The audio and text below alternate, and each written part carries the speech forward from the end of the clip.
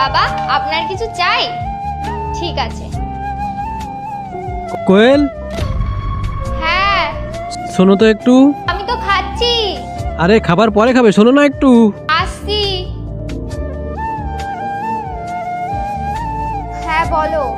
কি করছিল ওখানে? খাচ্ছিলাম। তোর মা কি তোকে কিছু শেখায়নি? মাথায় বুদ্ধি নেই নাকি? বাবার সামনে বসে খাচ্ছিস? তো আমি তো মাথায় ঘোমটা দিয়ে রেখেছি। মাথায় ঘুমটা দেওয়ার কোনো কথা না। আজকে বাবার সময় বসে তুমি খাচ্ছ, কালকে কি বলবে? যে আমার সময় বসে তোর বউ খাচ্ছে? ওই বাবাই বলেছিল খেতে। বাবা কিছু বললে তুমি শুনবে, মেনে নেবে? খুব খিদে পেয়েছে, আমি সকাল থেকে কিছু খাইনি। একটু পরে খেলে কি মরে যাবে নাকি? যাও হাত দাও, পরে খাবে, যাও যাও।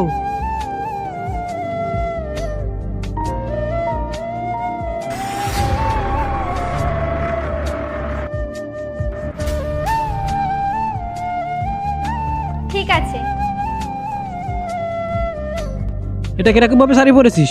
ওই ঘরে কেউ ছিল না, আর কাজ করছিলাম, তাই এরকম ভাবে পরে নিয়েছি। ঘরে কেউ নেই বলে তুই যেমন তেমন ভাবে শাড়ি পরে নিবি? ওই ছেলেটা এসেছিল না, তোর কোমরের দিকে দেখছিল। আমার খেয়াল ছিল না, আমি তো এই জিনিসগুলোর দিকে দেখছিলাম।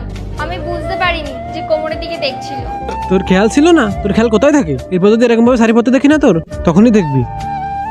এটা ঠিক করে পর।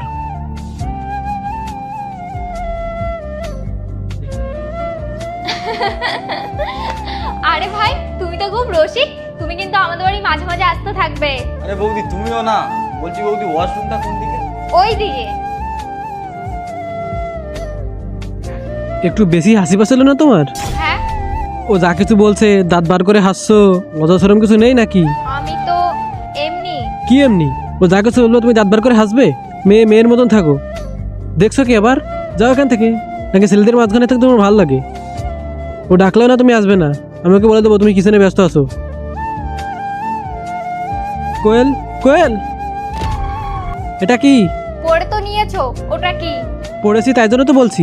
তুমি আমাকে ডিভোর্সের নোটিশ পাঠিয়েছো? কেননা আমার মধ্যে অনেক কমই আছে, আর মনে হয় আমি ওই রকম বউ হতে পারছি না যেটা তুমি ডিজার্ভ করো।